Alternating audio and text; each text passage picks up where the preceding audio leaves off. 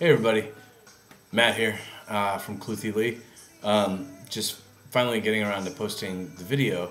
About a week and a half ago, I started posting stuff on our Facebook page, Twitter, email, all kinds of stuff, just saying, hey, if you have any questions for me, fire away, just to give you an insight into the process.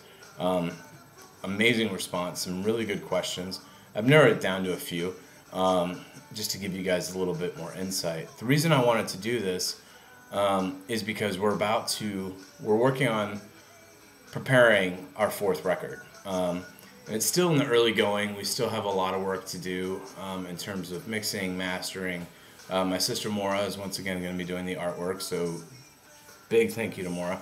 But it's a cool record. I don't want to give anything away, but I can say that it sounds like us, but it doesn't. It's different from what you've heard over the first three records. But we're both really excited about it. Chris is actually out of the country right now. He's in Australia with his wife and their daughter, visiting his wife's family in Australia. So while he's been gone, I've been fine-tuning some of my parts for this new record, doing some recording, some edits, so forth and so on. So that's when I posed the question, if you guys had any questions. So here we go. I'm just going to kind of launch right into it. One of the questions here, and we hear this a lot, at least I've had a lot of people ask me this: how do you and Chris keep inspired to write music with the distance between you two? How has that distance affected what you two write, or does it? It's a really good question, and honestly, we both write a lot. I think I write a lot more than Chris, but he still writes a lot. A lot of the songs that we've used, or not a lot, some of the songs that we've used are songs that I wrote maybe a few years ago that I've been playing live but had never been fully developed. So when he and I started working together and writing together, they kind of came full circle. And we were able to develop them to their potential, which is awesome. And there are times when I'm writing a song and I can hear him. I can hear his guitar because he has a very distinct style. And maybe I'll extend the bridge so he has more room to explore a solo. Or maybe I'll lay back and won't add a melodic guitar part because I know that he's going to want to add one later. But as far as how it inspires the initial songwriting process, I mean, it's still me and my guitar, or sometimes me at the piano, and I just kind of go from there. The idea, one thing I'll mention real quick is that I'm hoping that Chris does one of these down the road as well. So anyway, so I don't know how much it's affected my process. He does come to mind when I'm writing at times. But for the most part, everything that he's sent me, I've always been excited to work on. And I think he would say the same for me. Now, obviously, when you have a collection of a lot of songs, you have to narrow that down at some point if you're going to put together an album or even EP. So we do have to narrow it down quite a bit. But, yeah, I'm a lucky guy to be working with him. Let's see. Let's see what the next one is.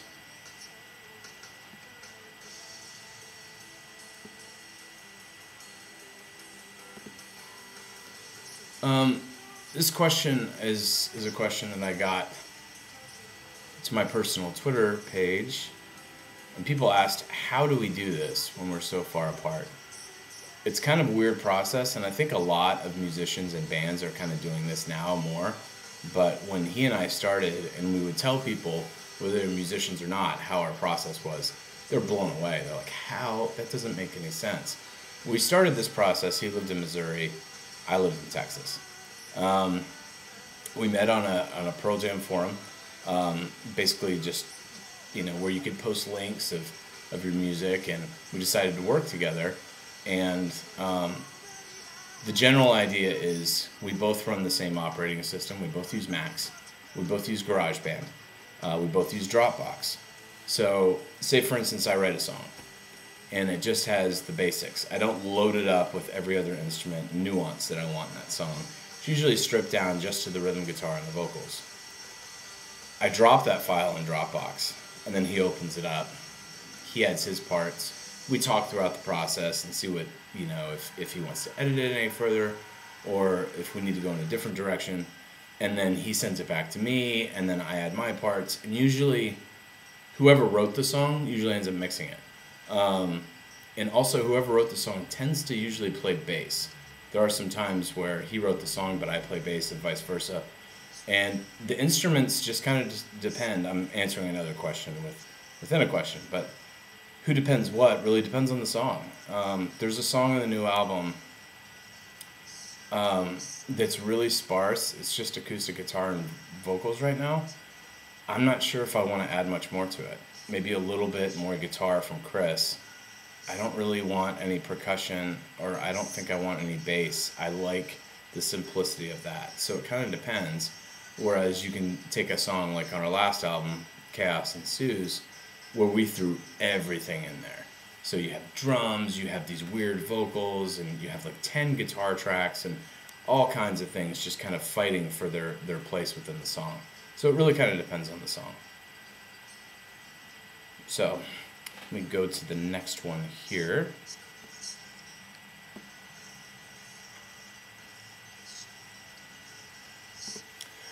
Yes, I remember this one.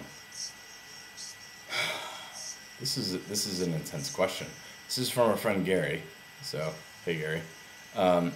Matt, you get the chance of a major label deal and a huge tour supporting a big name, but as a solo performer. You could just turn it down and continue the adventure with Chris, but he encourages you to take the once-in-a-lifetime chance. You can't do both. Is the shot at fame worth it? No. It has to fit. I think we've learned a lot, especially with Chris being a new dad and my wife and I moving across the country, that the intensity that we had with the first record and the second record, the amount of, we were putting out a song a week, it seemed like. We scaled way back, and we're only going to do what we can handle. But there are opportunities for other projects. I'm actually working on a solo project right now, and Chris knows about this, and he's fully supportive, and I'm looking forward to being done with it so I can get his input and see what he thinks. But I wouldn't piss away years of amazing songwriting with one of my best friends just for a shot at fame. To me, it's not worth it. If there were a way that I could actually, and I'm doing this now, play solo shows and keep Cluthe Lee going, I'm all for it. But Cluthe Lee is kind of a moving thing. There's no right or wrong way to do it. I mean, we've been doing it in different ways with each album. So, yeah. So I guess that's my answer. Then there was a bonus question. For a bonus point, what is the first record cover you have a memory of seeing as a child? Mine is Johnny Cash at San Quentin, by the way. That's a great album, Gary. Oh, boy. I gotta be honest, and I'm not trying to embarrass my sister, but it's gotta be a Wham cover. Wham, the band with George Michael from England. She was a big Wham fan back in the day, and I can still see the album covers. She had I don't know if she had the records, but she had their tapes. I mean, this is back, in the early 80s. And, yeah, I would say it's Wham. I do remember my dad had a really nice record collection, mainly classical.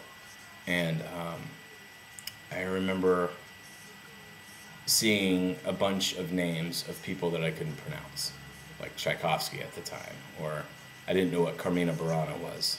What is that? That's weird. But so I do have a good memory of that. So thanks for your question, Gary. Next question was from Jason. I'm just not going to answer that, buddy. It's ridiculous. Let's see. Here's one. Actually, there's a couple from our friend Kevin. in England. So I'm just going to run through these real quick.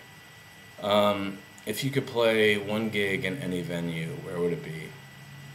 Probably because I've heard so much about it, I would absolutely love to play Red Rocks. Even if it's just, I don't know, playing the tambourine on the side of the stage or something. I would love to just go see a concert at Red Rocks, to be honest with you. So that would probably be my answer for that one. My dream when I was growing up is I saw one of my favorite performers, Ben Harper, at a tiny little club in Houston when I was in high school. And then fast forward to 8 years later, I was playing on the same stage. That was pretty intense, and that was pretty cool. So that's something I'll never forget. But I'd have to go with Red Rocks. And the next one from Kevin, what made you start playing the guitar? I was in a band in high school. I sang and played drums. We weren't very good. I tried to play drums, and I tried to sing. And but when I went to college, I can keep a beat at that point. I mean, I wouldn't consider myself a drummer, but there was a guy in my class, one of my classes, freshman year, who was in a band, and his drummer in his band had broken his wrist, and they needed someone to fill in for some practices and possibly a gig, and he asked me to do it. I said, yeah, sure, I'll do it. So I did, and I'd always wanted to learn how to either play piano or guitar, so I could, all those melodies I was hearing in my head, I could put them down and actually complete the thought, so to speak. So he played guitar, and he was actually a really good guitarist. And in return for me filling in for the drummer, he taught me the basic chords on the guitar, and that was it. So he taught me the 10 basic chords, and I was borrowing an old classical guitar, which the frets are wider, but the strings don't hurt as much.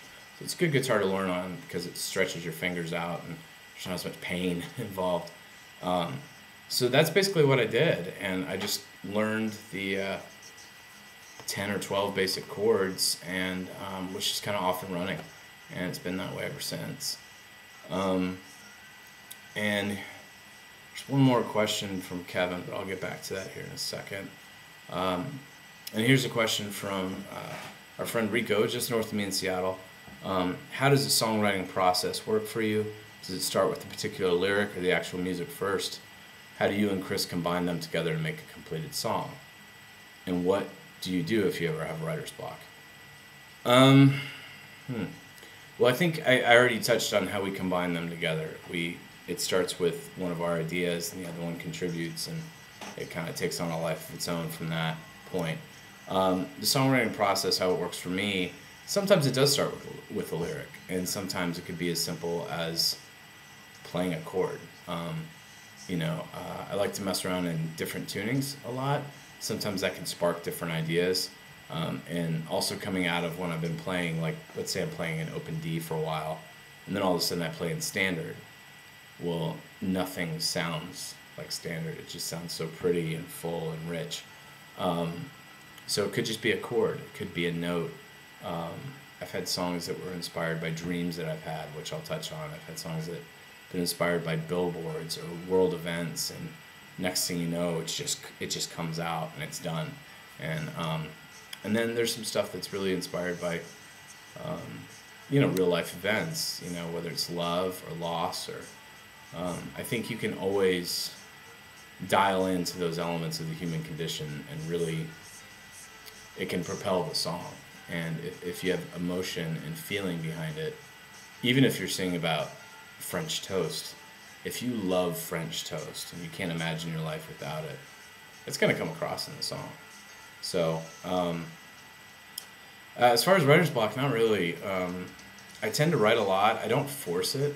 If I have a really cool riff or a song idea or a song structure, or if I have really good lyrics, I'm looking to my left here, and I have notebooks and notebooks of lyrics, a lot of which I've never used because they haven't found the right home yet.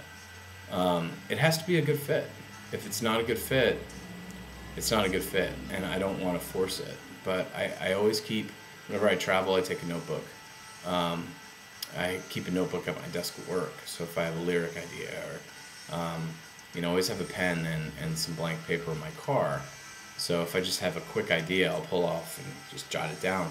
So I don't know. I haven't experienced that yet. I imagine someday that will come. But I feel like if you're living, and if you're truly living, you're always going to have something to say. So that's kind of my opinion on that. Let's see. Name your favorite song off of each one of the first 3 albums. Yikes. I'd say for Here We Are, I'd go with Presently Falling. That's the first song that we ever wrote. It was an accident. Chris actually sent me the wrong demo. He was supposed to send me something else, but it was a good accident because everything was done. All I had to do was sing. And that's when we were just kind of testing the waters. And that's why our email address is presentlyfalling@gmail.com, because of that song. So there are some other ones that I really love, but that one I absolutely love. Man, on Life Can Go, I'm gonna probably have to go with the title track, which is probably one of the more probably one of the darker lyrical songs I've ever written, but that's inspired by our neighbor in Texas when my wife and I were living there, and it's a song you wish you never had to write, just because of what those kids must have been going through, but I'm really proud of that song. And for Where It Began, I actually I hadn't listened to that album in a really long time, but I listened to it a couple days ago, and Crooked Building really stood out. I loved Chris's guitar playing on it, and the way it just sounds kind of menacing, and you're kind of not sure where it's going to go, and I like the lyrics a lot too, but it's mainly the tone of the song, and whatever I was playing on that slide part, whatever setting I had it, I have no idea, and I wish I could remember it, because that's one of the creepiest slide parts I've ever come up with. But yeah, probably Crooked Building. I think I'm going to do one more, and out of all your songs, which means most to you, and this is the one from Kevin, the last one I was waiting on, probably London Dream, off of Where It Began, because that song is a gift. We lost my dad many years ago or several years ago to ALS, Lou Gehrig's disease. It got to the point where I said to my wife, I said to Laurel, that I couldn't remember what his voice sounded like, and I was really upset about it, and it's a troubling thing when you can't remember something like that. So that persisted for a few weeks, and then out of nowhere, and I'm not usually one who remembers dreams, but the lyrics to that song are the dream from start to finish, and I remembered it, and now every time I hear that song, I hear his voice. So it's a very personal song, and it means a lot to me, and I love Laurel's vocals on it, how she kind of elevates it like she always does. And Chris's drumming, it's just it's a good song, and that's probably one I'm most proud of, and it means the most to me because of that. Every time I listen to it, I get to hear my dad's voice, and I'm reminded of how lucky I am that he was in my life, and he still is. He may not be around, but he's around. So, okay. On that note, I think I'm going to wrap this up. Hopefully Chris will do one of these soon. Maybe he'll answer the same questions. That might be kind of cool. So, Chris, if you're watching this, you're next, buddy. Like I said, we're prepping the new album. Lots of stuff in the works. We're not divulging a lot right now because we don't want to jump the gun. We're taking our time with it. Just know that it's in place, and we're working on it daily, and we're stoked. There's no release date. It may come out by the end of this year. It may come out a year from now. But I'm excited to see Maura's interpretation of the lyrics and the artwork. and I'm just excited for everyone to hear this album. There are several songs on a reverb page that are on this album, so you can actually listen to them now, but they're going to sound totally different on the album. But there are also several songs that we're not going to post anywhere, because we've never done that. I kind of wanted some of these songs to be a surprise. And one of those songs is the one I mentioned earlier that's very sparse with the guitar and vocals. Yeah, so anyway, thank you all so much for emailing, texting, sending us messages on Facebook, Twitter. We'll do this again. I think next time it'll be Chris, but it was fun. It was cool to talk about some of the stuff that I don't. When you're in the middle of it and you're in a band and you've developed this relationship with one of your best friends and you know how each other works and you know what you like and you know what you don't, but you don't really think about stuff like this all that often. So it's kind of cool just to be reminded of it, and we're grateful and we're thankful for all the love and support that we've received and continue to receive. So hope this finds you all well. We'll see you soon. Cheers. Bye.